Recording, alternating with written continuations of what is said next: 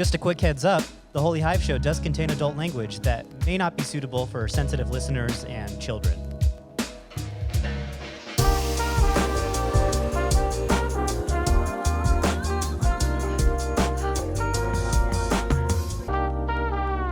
From Salt Lake City, this is the Holy Hive Show. For holyhiveutah.com, I'm Jordan Delacruz, and with me today, as always, is the producer of the show, Dan Lawler. Dan, what's good? Hello? Just hanging out Saturday morning. You awake? Little hungover, if I'm being entirely honest. Hungover off what? Beers? Just beers. Yeah, Nice. Lots of beers, though. Local beers? Local beers. Had some Ketos, the Ramondo. Oh, yeah. I don't remember what it's actually called, but it's like the Nick Ramondo beer. Well, I'm glad you had a good time. I hope you feel better, though. Thanks to everyone who subscribed on YouTube and followed us on Instagram and signed up for the newsletter at holyhiveutah.com. We're seeing a lot of good growth every week so far, so keep spreading that good word. Before we get into news, I have some stuff I have to get off my chest. Get it off. I kind of hate getting into this because it's a little more national, and we try to kind of keep things local here, but there's this video bouncing around of these doctors talking about hydroxychloroquine. Yeah. You know a video I'm talking about? Yes, I do. There's like a few different versions that have been bouncing around. There's one that's like 40 minutes long. That's the one I've seen. I mean, I haven't watched it, but that's the one I've seen. And then, there's a couple versions that are just like snippets of the video. But I saw this video originally on Instagram. Someone in my family had posted it. And I can't speak to like the effectiveness of hydroxychloroquine. I have no idea like how that drug works or what kind of studies or tests have been done on that drug. Yeah. But when I was watching it, I was like, I kind of like felt like these doctors were kind of talking out of their ass. Sure.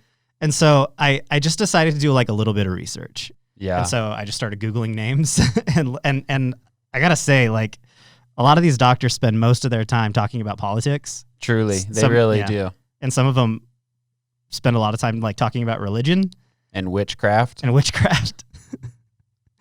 I was like, how is this getting any kind of credibility? It shouldn't be. And I think if anyone did even 10% of the research that it seems you put into it, they would have seen that. I put in literally the minimal amount of research. And it was not even like I had to go digging to cherry pick the worst parts of these people and their careers or anything like that. Like it was right like Google top 5 results is something cuckoo. Or there was like one doctor who was talking about like who was like rallying for Bitcoin on political websites. And I'm like, what? Like none of them were doing research on viral control or hydroxychloroquine at all. Like they spend their time writing about politics. And I saw exactly what you're talking about. I had to interact with a couple of people because I couldn't help myself. Just like people that I'm friends with that I kind of respect. And I was just like, what are you doing? These people are batshit insane. Yeah. And that's the thing is like the people that I saw posting it, I think are intelligent people. So I was like, are people not like even just like looking into it a little bit? I think a lot of people want to confirm their own opinions regardless of the veracity of, whatever's going on in any video. They're just like, oh, that aligns with what I've been saying for the past 3 weeks. So I'm going to put it out there and say, hey, look, what I've been saying is right. Look at all of these doctors. Yeah. Yeah. And, it's just. And I think because of the way that this whole pandemic is shaken down, there's a lot of people just want answers because shit sucks right now. And they want a change, I think, too. Like, I know a lot of people just really want reopening. They don't think that this is nearly as bad as we're giving it credit for. So, like, if you do the minimal amount of research, you're going to find, like, one of the doctors has a YouTube channel where she, like, I don't know if she's, like, giving medical advice or if she's just preaching. Mm-hmm. She's written, like, 5 books, and all of them are about God. Not even, like, a specific religion. They're just, like, this is how God works. And on her YouTube channel, she's just, like, making claims about how a lot of women's gynecological problems come from the fact that they're having sex dreams with what she calls spirit spouses.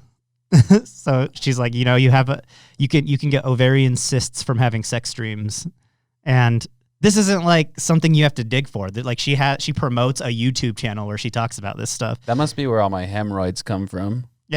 I don't actually have hemorrhoids, but what kind of sex dreams are leading to hemorrhoids? I'm not a doctor.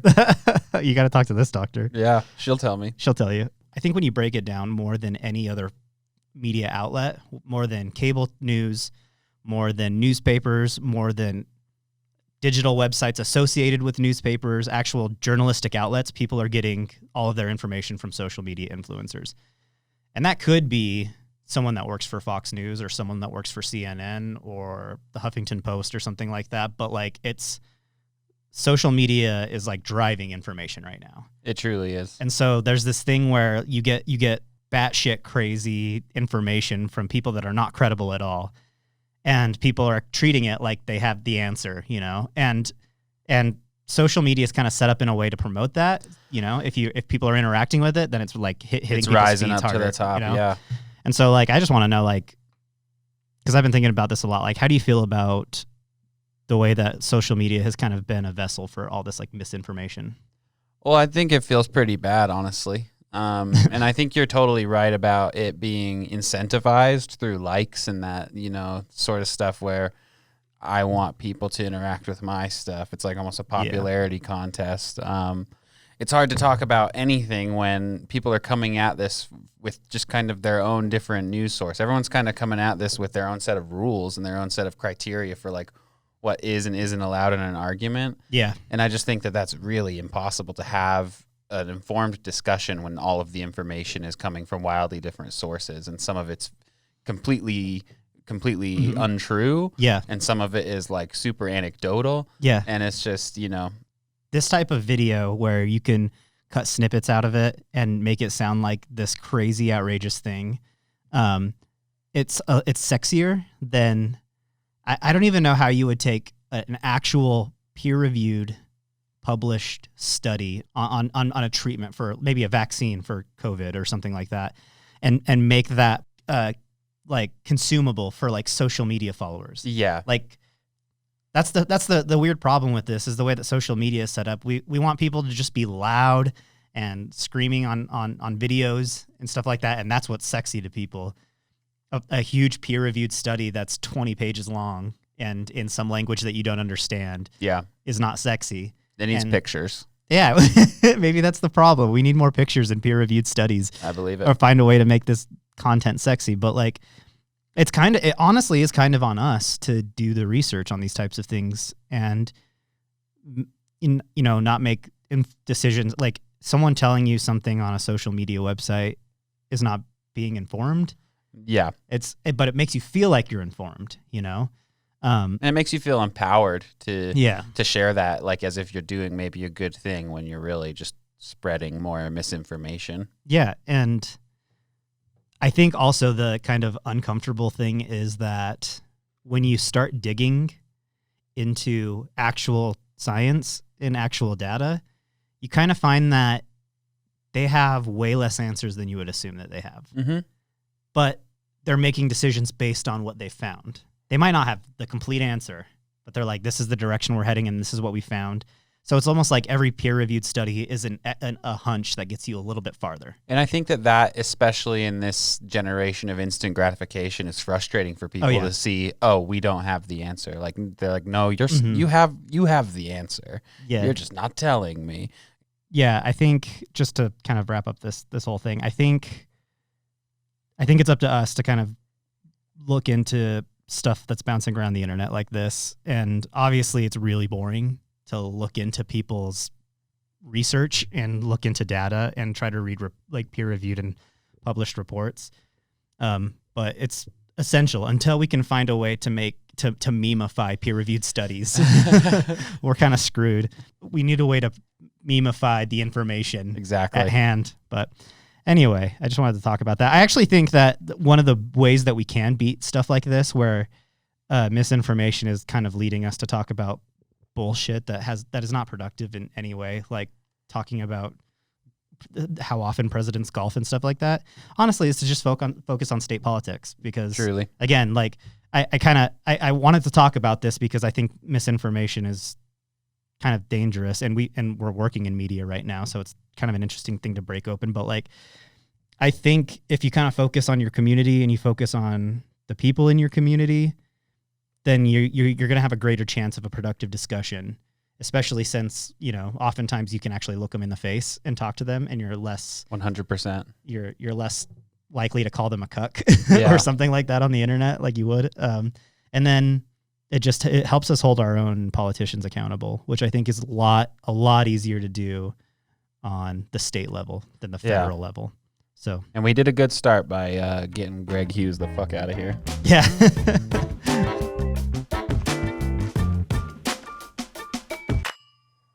All right, moving on to some local news. This first story comes from Dan Gascon at KSL TV. Governor Herbert has signed off on the reopening of one of America's favorite pastimes, the buffet. Yum. Local restaurant owners are excited to be back in business as buffets across the state open their doors. But this achievement doesn't come without its own revised guidelines. According to the new food order, customers must wear a mask when entering the restaurant and while at the food bar. No more picking up your plates and utensils to serve yourself. They must all be given to you by employees. There are two options when you're at the food bar. Either employees serve you or customers must use hand sanitizer with each visit. If customers serve themselves, serving utensils must be replaced every 30 minutes. So buffets are back open. You gonna be going to buffet restaurants? I don't think so. I can't say that I was frequenting them before the pandemic, so I'm not sure I'm going to be returning to the old Chuckarama now. No. I used to love lots of pizza pie in Roy. That's the last time I really enjoyed a buffet, and that was like a pizza buffet. That's a lost treasure. It really is. I think it closed when we were in like early high school. I ever since I read this article, I can't stop thinking about how often people lick their fingers. Oh yeah. And I don't know why. Like I guess just because this whole pandemic, I've become more sensitive to this type of thing. But like I can't get over touching something that everyone's touching, and it's so close to our food, like the community spoon. The community spoon is gross. I don't like, and maybe they're changing that up so it's all food workers that are serving you. Maybe I could get around to that. They already had that like fancier buffets. Like you go to one in like one of the hotels at like Disneyland or some of the nicer casinos in Vegas. They'll just have people serving you. I would probably do that, but I can't see myself going to a buffet like anytime soon. No, it's gonna take a vaccine for me to be back in a buffet line, I think. Yeah. So do you think like self-service in the food industry is kind of going to be tilting a little bit with all of this? I think it's going to have to tilt at least for the time being, but I don't think it's going to go away. I think it's too ingrained in our American psyche to go away. You got like salad bars. You know, you've got the ever important casino buffet that you mentioned. Self-serve ice cream and frozen yogurt is a pretty big thing. Like I just think that there's too many people love autonomy. Yeah. And I think that there's too much we have too much invested in the self-serve industry for it to go away. I was looking up some numbers. Golden Corral, the year is a bit, this is a bit aged in terms of data, but Golden Corral took in over $1.5 billion each year from 2015 to 2017.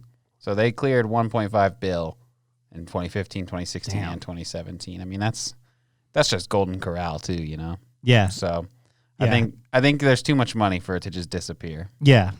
I don't think it's maybe as big of a problem with something like frozen yogurt because it's just kind of a handle. True. You still have the community spoons with all the toppings and stuff like that, which is, kind of gross. But also, the thing that like really gets me with buffets is like, you go to frozen yogurt, you do your thing, and then you eat your yogurt and you leave.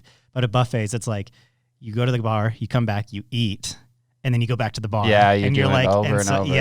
Yeah, and that part is kind of. We talked last week about schools opening up and how COVID could maybe find hot spots in schools. Do you think that maybe buffets will be a hot spot for elderly people who eat dinner at 4 p.m.? There's a lot of elderly people eating dinner at 4 p.m. Yeah. I would hope not. Yeah. I would hope not, just because, like you mentioned with the guidelines, they're taking a lot of the self out of self-serve here. And so my hope is that the restrictions in place make it so that these don't turn into hot spots for, and grandma and grandpa. All right, let's move on to the next story. This story comes from Amy Joy O'Donoghue at KSL. China and several other foreign countries are sending unsolicited, non-native seeds to Utah households and more than a dozen other states. State and federal officials are stumped over the motives behind what they say is an ecologically dangerous scam. So far, the state agency has identified 9 different species of seeds sent to Utah residents that first started being reported July 23rd. If residents cannot get the material to the state agency, they are asked to kill the seeds by baking them at 200 degrees for 40 minutes. After they have cooled, they should be discarded, but not through green recycling. This is one of the weirdest, like this, I mean... Truly. This would be the weirdest story for any other year, but this year it's just like, okay, yeah, business as usual. What are these seeds, man? And I first saw this on local news. Like I saw it on local websites, but then like the next day on Twitter, I saw like New York Times was reporting it and the Washington Post was reporting it. And like, this is like a national thing that's going on. Absolutely. I've been super surprised by just on every single website I've read this story on. I've read the New York Times one. I've read the KSL one. I've read the Salt Lake Tribune one. All of them like explicitly state that you should not plant these seeds. And I feel like gardeners are a little more careful than that. Do we really need to be telling them? Like, yeah, it almost seems like kind of a non-issue, but still, I think this kind of weird story offers a unique opportunity to develop our own conspiracy theories. I love it. So, do you have a conspiracy theory as to why I do, these seeds are coming out? I have a couple. Okay. One is, and I think this one's a little less likely, is that this is just some kind of like Goosebumps, stay out of the basement sort of thing, you know? Dude. And we got like a random Chinese company trying to make plant clones of all of us. Like, it's like, oh, I know what'll happen. These guys are just going to throw these in the junk drawer, but you wait. I'm having like flashbacks to reading that book. Oh, like, that dude, book. Those are good. Spooky city, dude. But the one that I think is a bit more likely is that the Netflix algorithm has kind of come to life and started sending seeds. It's gone rogue and started sending seeds to, you know, all of these houses. Because look, during all of this year, like this year has just been a shitstorm. Yeah. And so everyone wants the feel good stuff. They're going for the travel shows. They're going for the home gardening shows. And that is what Netflix is trying to tap into here. They're sending out seeds in hopes that people will plant them and they can create a show based on the Seed-crit admirer. That's what I'm calling it. The Seed-crit admirer. So this is actually, so that you could say that they're planting seeds for their next great Netflix show. Exactly. And this is where it starts. So this is almost like pre-viral marketing for their new Netflix show. It's a poor attempt at viral marketing because so far, you know, I mean, maybe it's a good attempt. They're getting a lot of pub right now. Yeah, a lot They just need to raise their hands and be like, yeah, that was us. They just find out in like a few weeks that it really is just a viral marketing campaign for some movie. My theory is that a young kid somewhere, maybe between the age of 13 and 17, someone who's, you know, those kids that are a little too smart for their own good. Mm-hmm. He's trying to make his own weed growing operation. And so what he did is he went onto some sketchy Chinese website and bought massive quantities of really shitty weed seeds. And he's going to plant them, you know, next to a train track in his hometown somewhere and make his own little grow op. He's going to be the Walter White of his junior high school. and so when he ordered all these seeds to throw off the feds, because he is smart, he has a strategy. He wants to throw off the feds. He doesn't want to let them know that he's ordering weed seeds. So he got a ton of friends from his school in on it. And he's going to cut them in on the profits, but he needs to send these seeds to like a ton of different friends. But I think maybe he stayed up a little too late, or maybe hit a few too many dabs off of a black market cart. Gotcha. And typed in all the zip codes wrong. So instead of going to all of his classmates, they just went all over the country, and they're starting this whole, and now he's hiding out in a treehouse somewhere because all of his seeds are creating this viral controversy.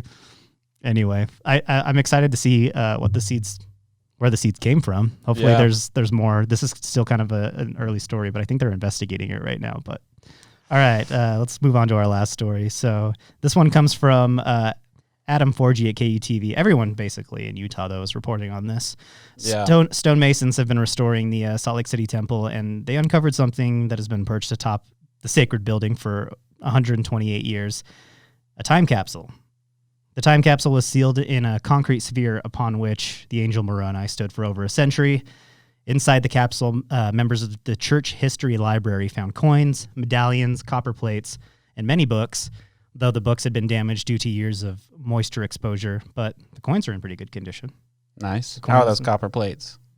Copper plates should be good. So there's that. I mean, it's pretty cool. There was a concrete time capsule on top of the temple. They're restoring it. They brought it down, cracked it open. 128-year-old relics that I think I'm assuming they'll be put in a museum.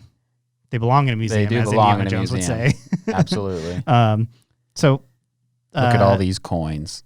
What's your reaction to the contents of this time capsule? Is this exciting? I think it's one of those things where like the idea of it is much more exciting than the end product. Mm-hmm. Like reading this story, I was like, oh, a time capsule on top of the temple, 100 years, and like all of these things were like, you know, really getting me going. I was excited, and then it's like 400 coins and some books. And it's like, oh. Yeah. I'm not particularly interested in the contents, no. But the idea is very cool, and I'm sure that there are people who are very much interested in the literature found within the time capsule. It's a lot of like Joseph Smith martyrdom books and, you know, just Mormon books in general. And I'm not particularly well-read in Mormon literature, and I don't really plan to be, but I bet you there are tons of people who would be really interested in this stuff. Not going to get into the texts of those books or anything like that. Not that you could. It's fun to look at the coins, and like look at how coins were minted back then and like what they looked like and stuff. Like they were like quarters and stuff. Mm-hmm. But it does kind of show you like how boring stuff was back then. It was just like books and quarters. There's a couple pieces of paper and like a penny. Yeah, and they found tons of coins in there. Yeah. I think upwards of 400. Yeah, 400 like coins. I like to think that was like tithing. Yeah. they did tithing that week, and then they were like, we're just going to put all of this tithing into the time capsule.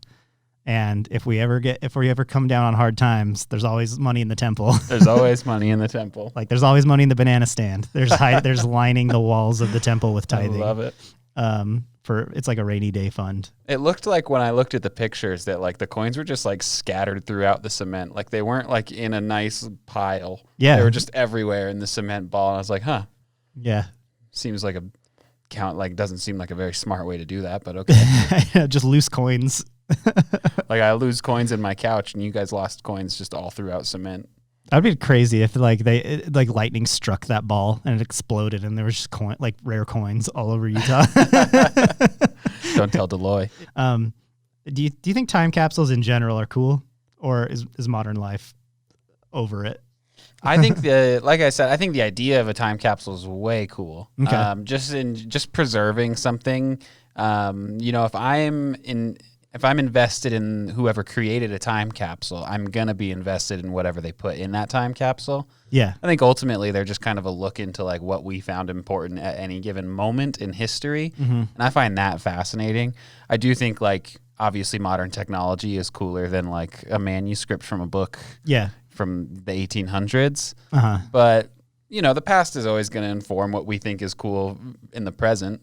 Yeah. You know, like most of the cool people that I know are dressing like it's 95 and taking photos on Polaroids like it's 1985 and listening to vinyl like it's 1975. Yeah, it's fun to romanticize an era that we can't tap into. Yeah, there's something almost like there's something more tangible about listening to a record as opposed to listening to a song on an app that you have no idea where it's coming from. It's just like being shot down to you from a satellite somewhere. Yeah. You put on a record and you're like, this was. I like listening to like full albums because of that. Like it's like this was made as a presentation. Yeah, to listen to. I agree. And I do think that almost, you know, not to get on a tangent, I think that's almost being lost in the streaming era. Like the album is, you're getting a lot of singles, a lot of EPs, and then even the full length albums are. I've seen some studies that like songs are getting shorter and shorter because you want more and more plays. So you get like, you create like an 18 track album with like 2-minute songs because you want those 18 plays instead of 12 plays at 4 minutes. They're creating music for the algorithm. Yes. Yeah. And analytics is driving creativity now. Mm-hmm. See, maybe that's it. Maybe like in another 100 years, they're going to crack open a time capsule, the Holy Hive time capsule that we make. Yeah. And we put a Tame Impala record in it, and they're like, "What is this? These songs are 6 minutes long, and get out. There's 12 of them on here." They're like, songs get sent to my brain through a microchip. Like, if you had a time capsule 20 years ago, so that would have been the year 2000, what would be in it? All right, I put a lot of thought into this. Okay, so I would have been 9 years old. I would have definitely put assuming that I didn't need this stuff anymore, which I definitely would have needed this stuff. Like, we have to say that I'm putting this stuff in here, even though I never would put my Game Boy Color, my yellow Game Boy Color would go in there. Yeah. The first album I ever bought with my own money, I bought it in Scottsdale, Arizona at a CD store, was Britney Spears' Baby One More Time. I think that's the Pink album where she's like sitting on the floor. A banger. A great album. That's a good album. I had my favorite toys when I was younger were the Animorph Transformers. So dude. You could make them into like little fighting dudes, or you can put them into an actual animal. And I specifically remember loving I had the snapping tortoise Animorph Transformer, so I'd put that in there. And then the final item would have to be one of those giant Pokeballs from Burger King that had the 23-karat gold card in it. Yeah. I would put one of those in there because that is just like a perfect representation of that time as a 9-year-old. More than any other like fast food toy, that was the one that I became obsessed with like collecting. Everyone needed it, you know. Yeah. Other than that, there was another one that was like, it was when the Matthew Broderick Inspector Gadget came out. Oh yeah. McDonald's had they had a giant Inspector Gadget action figure that and each gadget was a different toy. So you had to collect all the toys and you could build to make the full figure. That's awesome. And I remember being so pissed because my buddy was an only child and his parents took him to like every McDonald's in like the Tri-County area.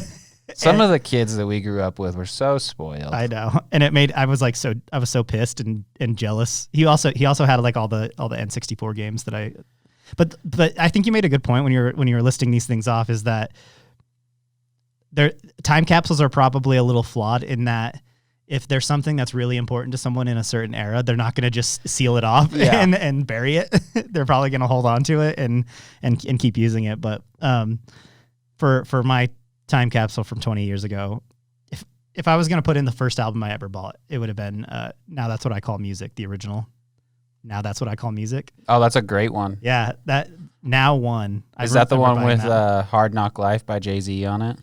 I think that was the second one. Right. I kind of have like the first 5 like in my head, because I genuinely, like when I was a child, I was like, this makes logical sense. Why would I buy one CD with one artist when I can buy a CD that has a ton of artists? It's like I'm buying 12 CDs. Those were great. But that's who introduced me to Gorillaz. Yeah, Now. I think that was. I think that was on the second one. Yeah. It was Clint Eastwood, wasn't it? Yeah, Clint Eastwood. Yeah. I think on Now One they had Karma Police was on there. That there was a Backstreet Boys song on there. So like Now introduced me to like Radiohead. And the Casey and JoJo song, that All My Life song. Goodness, dude, that song's incredible. Yeah, dude. That like even at the time, that's probably the song that got me into like R&B music. And then there was a Spice Girls song on there, and I think it was Say You'll Be There, which I think is their best song. It's a great song. Yeah. It's that Spice Girls album was also a banger for that time. I would probably also put in the time capsule all the Scary Stories to Tell in the Dark books. Those great books. I was obsessed with those. Yeah. At that time, my very extremely worn down copy, VHS copy of Three Ninjas. Hell yeah. I was there. I had a copy that I watched so much that there was a scene in it that just completely got messed up in the tape. Was it the X-Lax scene? No, thank goodness. That's such a good scene. It was actually the scene that I hate the most from that movie, which is the basketball scene. I don't remember the basketball scene. Maybe I was watching your VHS. Yeah, I feel like I feel like the scene was like something that was popular in the 90s and 2000s, where it's like the main characters are good at something, but we're gonna take a break to have them play basketball against someone. And there was like all these weird basketballs. Do you remember that movie? They Came Together. That like satire movie. Yeah, they even have a scene in that making fun of those scenes where it's like. Have you seen the Catwoman basketball scene? Yes, it is absurd. Okay, yeah. So it's actually very similar to that. Holy shit, so good. Three Ninjas is directed by John Turteltaub, who directed Cool Runnings and National Treasure, right? National Treasure and The Meg. I didn't know he directed The Meg. I fucking loved The Meg. That's pretty cool. Three Ninjas is a National Treasure. I also had a VHS tape because I don't know if you remember taping things back in the day. Yeah. But I used to tape episodes of like Nickelodeon shows that I loved. So I had like a VHS tape that had a ton of all that and Keenan and Kel. Love it. Orange and, soda. Yeah, and all the great like Nickelodeon game shows like Figure It Out and Guts and stuff like that. Like that was my jam. And I think to also confuse people that would open up this hypothetical time capsule, I'd throw in a Bop It. I was so good at Bop It when I was a kid. But like people, that's one of those things. People, that's a relic that I think would interest people in 100 years. If they opened up a time capsule and you had a working Bop It, they would be like, "What did they use this for?" Is it the original Bop It, which is just bop it, pull it, and twist it? It's like fling it or twist it. They got really, really complicated in like some of the second and third generation. I remember there was a flick it. And like just it was like, all right, let's stick to 3. That's a great time capsule though. So I wanted to do like a little fantasy experiment and make a top 5 list of artists that we want to see in Utah when concerts come back. That's one of the biggest things that I'm really excited to get back to, and I hope we have this all crushed before next year because I'm just like really missing outdoor concerts and stuff. So yeah, so I see that you've already broken every rule that I set for this. That's my bad. I misunderstood the rules. No, it's okay. Because I read through it and I like it. But the way I set it up is like band and artist that you want to come to Utah and why, the venue you'd like to see them play at, and maybe a local artist that you'd like to see open for them. So just to clarify, I thought that you were just supposed to pick one. I thought this was all one show. I didn't think that this was like choose the artist and the venue you'd like to see them at. I thought it was choose 5 artists and the venue you'd like to see them at with one local opener. So that's what I did. Okay. And I really struggled with, do I want to create a cohesive concert? Again, because I misunderstood the rules. Do I want to create a cohesive concert where all the artists are complementing each other and working kind of in unison? Or do I want to go with like kind of buffet style, to go back to the Chuckarama conversation, and put things on my plate that had no relation to one another? And that's kind of what I did. So I set it up like a festival, and the festival is called Dan Lawler-Palooza for obvious reasons. Yes. I like it. It's going to be, to set the scene, it's going to be at Snow Basin where they do the Blues, Brews, and Barbecues. Good, underrated venue. Yeah, I think it's great, and I think you'll understand why I wanted outdoor later on. Because some of the artists just don't really make sense to me for like a venue where you're standing up, like the Depot or something. So it's going to be in early October, so it's not too hot, not too cold for everybody who's chilling out there. And we're going to start out with Act 1, and this is kind of the warm up act. Okay. And my local opener is Earthworm.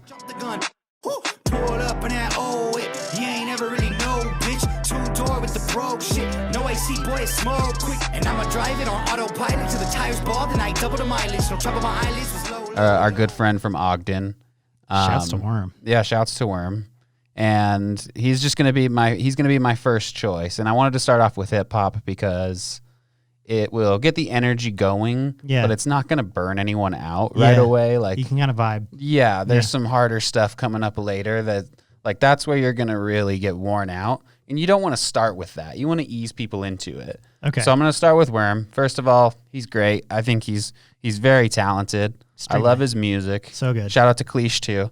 And it's also just a pretty short drive for them, which is nice. Like they just have to hop on 12th Street, go up the canyon. Snow Basin's in Ogden. And they're there. Ogden original. Exactly. And then once Worm and Cleesh hop off the stage, I'm going to bring on, as my first non-local performer is Schoolboy Q. I wanted to break this up into kind of 3 sections. And so I wanted to maintain the hip hop for the first act. And it was between Schoolboy Q and Vince Staples for me. I've already seen Vince Staples. So I figured, let's get Schoolboy Q in here. I've never seen him. And I just love his music. So that's it for Act 1. After Act 1, how about we do this? How about you? So you did Act 1. Okay. We'll go over to my list, and I'll fire one off. Okay. And then we'll come back to Dan Lawler-Palooza. All right. Okay. So a concert that I want to see when venues open back up is an artist that I've loved for years and I just haven't been able to catch is Gallant. Love Gallant. Gallant's amazing, and he released an album right before this whole pandemic started. And for some reason, I think just most of his tours, he's kind of missed Utah. Mm-hmm. There was one, I think he did an opening act of probably back in 2016, which is when he kind of blew up. But Gallant is just an artist that I've been dying to see for years. He's fantastic. And I would say, and I would want to do that at the Depot. I think the Depot has the perfect vibe for that show. Yeah. I think for an opener, we have to go with Jay Warren. I make you feel like a masterpiece. Run my fingers through your hair real slowly. Oh, I can tell you like the finer things. Take my hand and feel my heart before. Not only because, they're kind of in the same genre wheelhouse. They mesh together well. Yeah, they'd mesh. That would make a really good show. But also Jay, when we worked together a few years ago, he introduced me to Gallant. So it would be really cool. Like, he was like, "Hey, you got to check out this artist," and I like fell in love with Gallant. And then one day getting to see him play with Gallant would be really, awesome. really, really cool. So should we go back to? Let's go back to Lollapalooza. All right. And so for Act 2, this is where we're really ramping up the aggression. And so for the second choice the second non-local artist that I'm bringing up is Gorilla Biscuits, which is a 1980s hardcore band from New York. Hugely influential to my music taste from junior high to high school, which was influential to my music taste for the rest of my life. Yeah. They're a band that I can still listen to on repeat all day long today and never get sick of them. And I've never seen them. I was worried that they wouldn't really qualify for this because they are old and weren't touring anymore, but they had like 9 tour dates in 2019. So shouts to them for being way old and still rocking harder than most.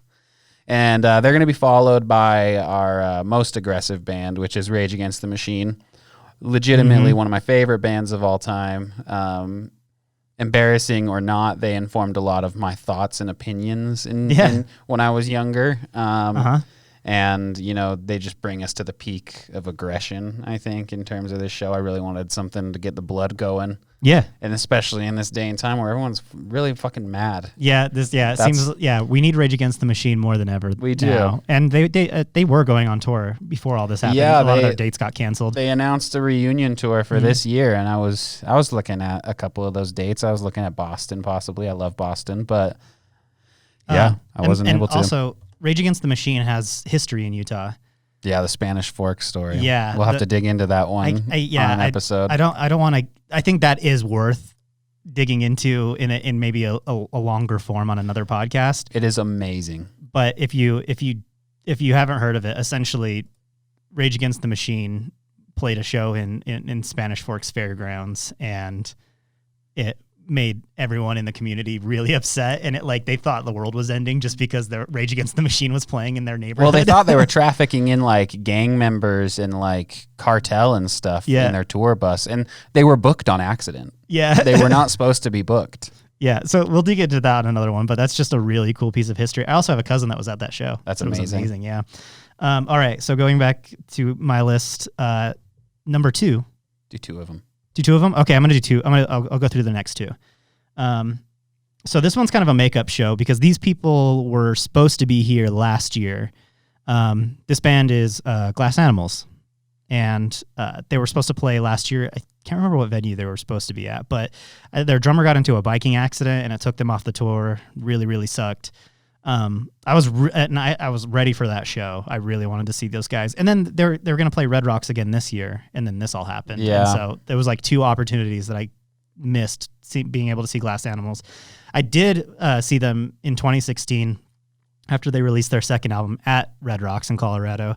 And I still is top 5 concerts that I've ever been to. They're great. It's kind of a cop out for a Red Rock show to be like that, because I feel like those shows are a little heightened. Yeah, absolutely. The band is way excited to play Red Rocks, and you're just excited to be there, and it's just an amazing venue.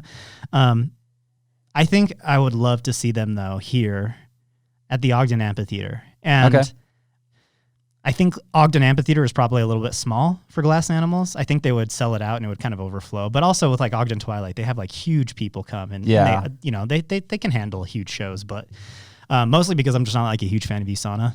I'm not either. I'm not big on that. And I think USANA kind of almost kills all the intimacy of an outdoor like amphitheater show. Yeah. And it's so out of the way. Yeah, I just hate, hate getting to USANA. Yeah. And you have to leave like before the encore if you want to get home before 1 a.m. because of the traffic and stuff. So Ogden Amphitheater, Glass Animals, and let's get a local band in there from, I think these guys are from Ogden. Maybe I'm mistaken. They might be from Salt Lake or somewhere else. But this band called Panther Milk.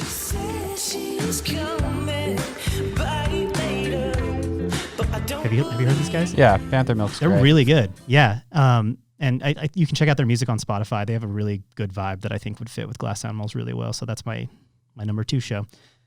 Okay, so moving on to my number 3 pick, Childish Gambino.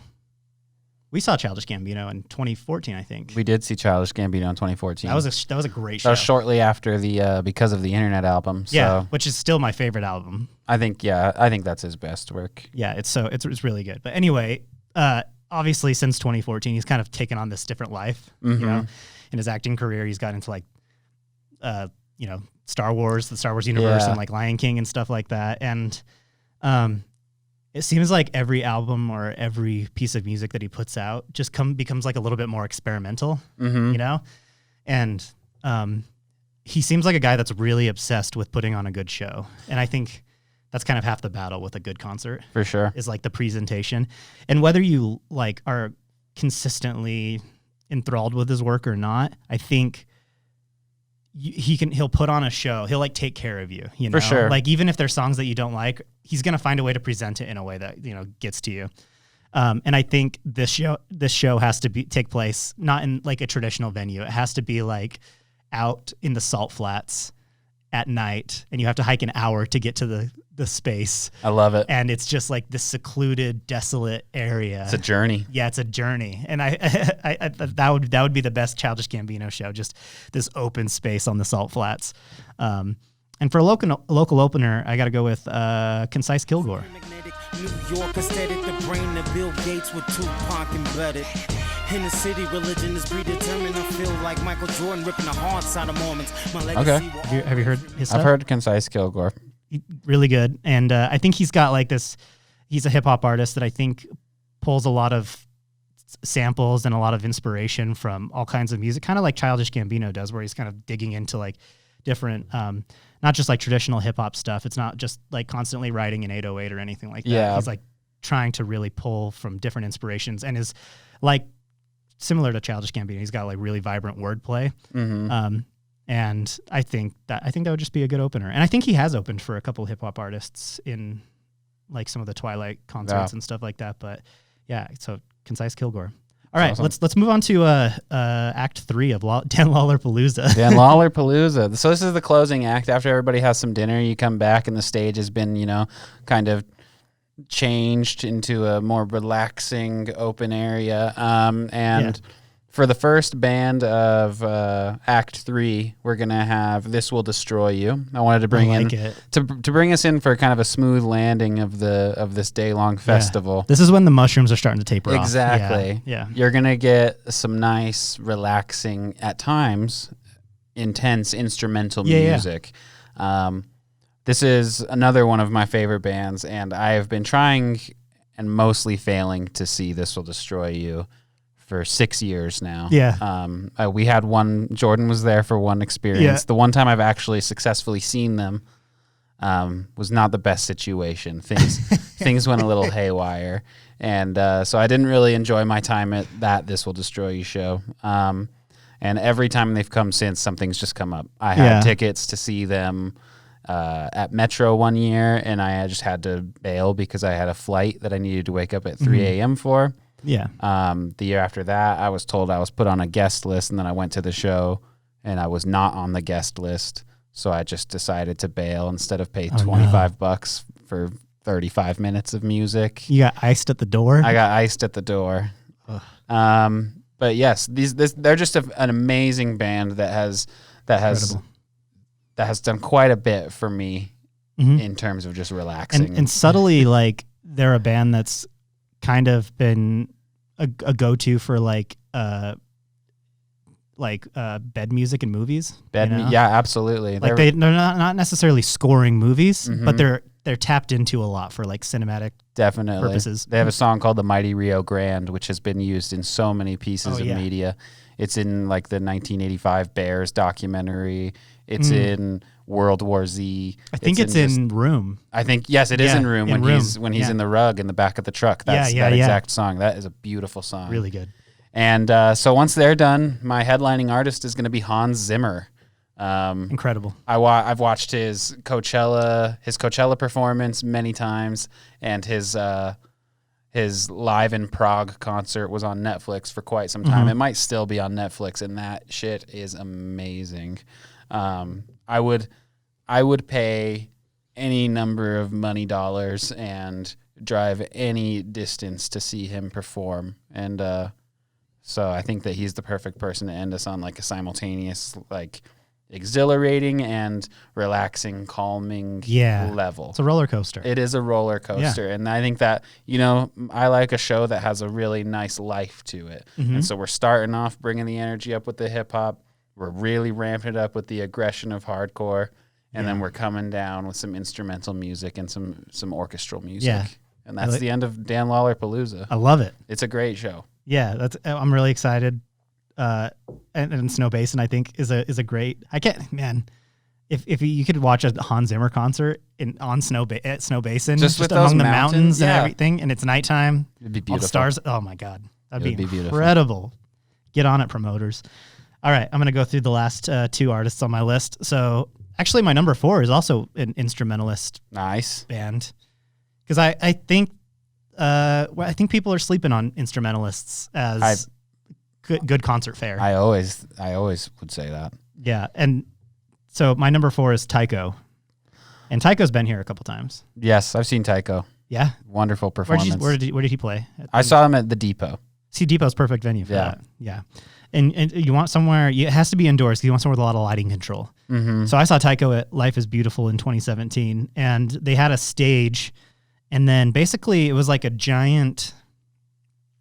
It almost looked like an airplane hangar, like with a curved top. And so they had the stage, and then the airplane hangar went from the stage back.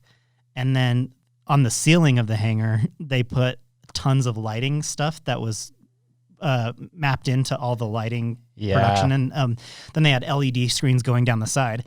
And so during this concert, they had full control of the lighting in this entire place. And that's where they put like a lot of the techno stuff and everything. But Tycho played in this area, and holy shit, dude. Like, I believe it. Dude, those guys, like, and they're kind of like a similar, like, they're obviously a little bit different than like this will destroy you, but they do have this thing where their show comes in waves where they have songs that are really mellow and people are just kind of like vibing, and then they have just these bangers where everyone's dancing and going nuts. Yeah. And there was like, it was one of those concerts where, if like I saw Lord at that same show. Lord is like gigantic. Yeah.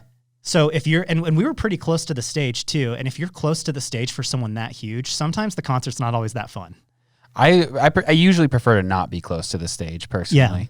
Yeah. And there's a lot of pushing. It's very like keeping your balance is like number 2 on your list of things to do, other than just trying to like take in the moment. Yeah. You're just like trying to hold your balance. And I often don't like concert experiences like that where I'm just like trying to stay up, but like at Tycho, no one's doing that. And I mean, Tycho, obviously they're not as big as like Lord, but like everyone's just like respecting space and just vibing out. And that's what I look for. I wake up to Tycho every day. That's my alarm. Yeah. It's a great way to start the day. It is. Yeah. So they put on a great show. I'd love to see them back here, probably at the Depot again. I think that's just the perfect venue for them. I think that is a good venue. And for a local opener, I'm going to go with a guy named S2 Cool.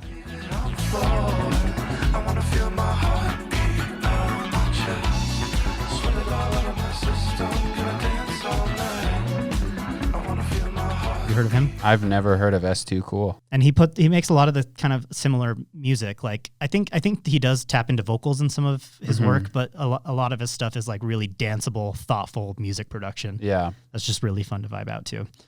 All right, so moving on to the last on my list of concerts that I'd like to see in, I guess, 2021. So number 5 for me is Fiona Apple. And if a year ago, this wouldn't have been an answer for me. Yeah. But she released a new album this year. Is that the Bolt Cutter album? Yeah. Yeah. Really, it's really good. And I had been like familiar with Fiona Apple, kind of maybe her like Spotify top 5 songs. Yeah. Like, that's kind of as deep I think as that's went. probably my limit. Yeah. And I think I mostly got into her because like Paul Thomas Anderson directed a bunch of her music videos. And so I was like obsessed with his work, and that's how I kind of got into Fiona Apple. But after this album came out, I started listening to it and then just started going on a deep dive of all of her stuff. And like one of my favorite genres of music is like happy sad. Yes. Where like Third Eye Blind, where the music is so cheery, but the content is really melancholy. Yeah, and you look at the lyrics and it's like really depressing shit. Yeah. That's my jam. Like I love happy sad music. And Fiona Apple, I'm not, so part of it is because like I've kind of had this like newfound love for Fiona Apple, and I love to see her live, but also I'm just like, she's one of those artists that I don't know how many years she has. Yeah. And her work is becoming less consistent. And so it would just be like, if she came, it would be a nice opportunity to check that out. And I think you'd have to do that at Red Butte Gardens. That's a great place. Yeah, that'd be a great, and might be a little I don't know. I don't know how much Fiona Apple has, like how big of a fanhood that she has in this market. But I think it would still be packed. But it would still be a good show. That I think that would be the perfect venue, not only because it's an outdoor amphitheater and it's nice and intimate, but also they let you drink inside the venue. BYOB. And I feel like if I'm going to see Fiona Apple, I want to have like a few glasses of wine and get myself nice and vulnerable. I thought about having Dan Lollapalooza at Red Butte, but it just didn't seem like a good place to see Rage Against the Machine. Well, they have this gorgeous flower garden in front of the stage, and that shit's getting trampled by Zach De La Rocha is just gonna mosh into that thing. Exactly. So that might be a little rough. Fiona Apple, Red Butte Gardens would be a killer show. And I think for a local opener, this is a band that I kind of like discovered as I was doing the research for this, but I ended up getting like way into one of their albums, and it's a band called Breakfast in Silence.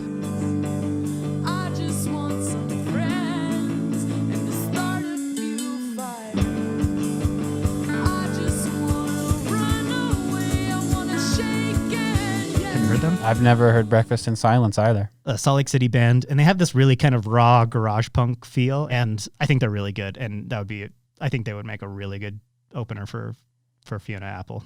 So if you haven't checked out Breakfast in Silence, check them out. I think they have a couple albums out. I got to do some homework, I guess. There's a few locals on here that I'm not familiar with, but I think those are all fascinating shows. All 5 of those shows that you put together are great. So next time I'll come into this understanding the rules. Yeah, I don't know, dude. I like the Lollapalooza concept though.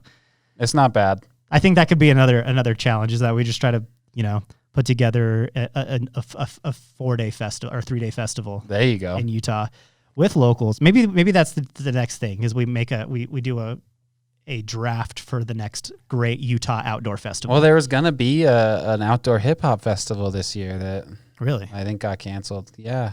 I think it was going to be taking place in June. I know that like Denzel Curry was going to be there.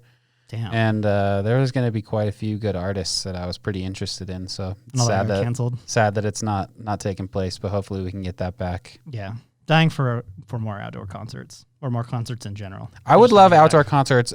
I agree with you that summer's a great time for outdoor concerts, but I would give me some outdoor concerts in the fall. Yeah. I love the fall time. I just think that's, I'm not dealing with too many allergies. I don't got to deal with sunburn or heat exhaustion. Yeah. I just love the temperature of light fall jacket time. weather. Yeah. That's why Lollapalooza is it's an October staple. How would you feel about a winter outdoor concert?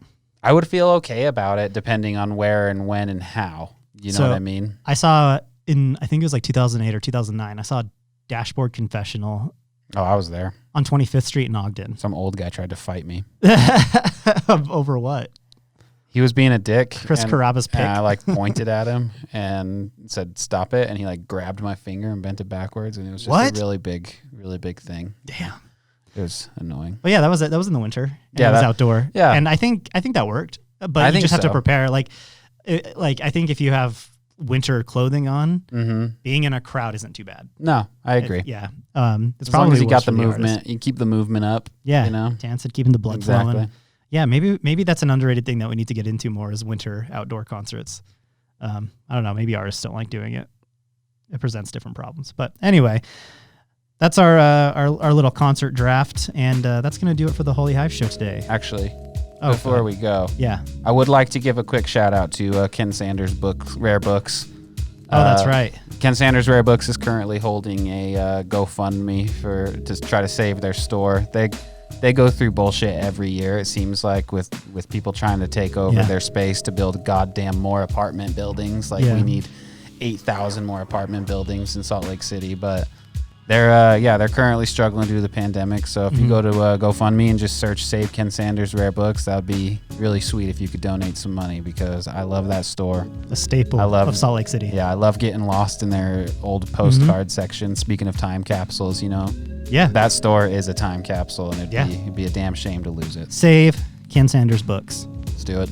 And we'll be back next week, next Monday. And thanks to everyone that's subscribing, following, doing all that, yada, yada. Please, tell your friends and family about the show. Keep spreading the good word and give us Spread the good word. positive ratings if you're listening on Apple or wherever. If they've got a rating system, leave us a rating, subscribe, leave a comment, do whatever you want to. Tell your mom about it. We love moms. We love moms here at the Holy Hive Show. So yeah, thank you to everyone who's been listening, and we'll see you next week. Be good. See ya. Wear a mask.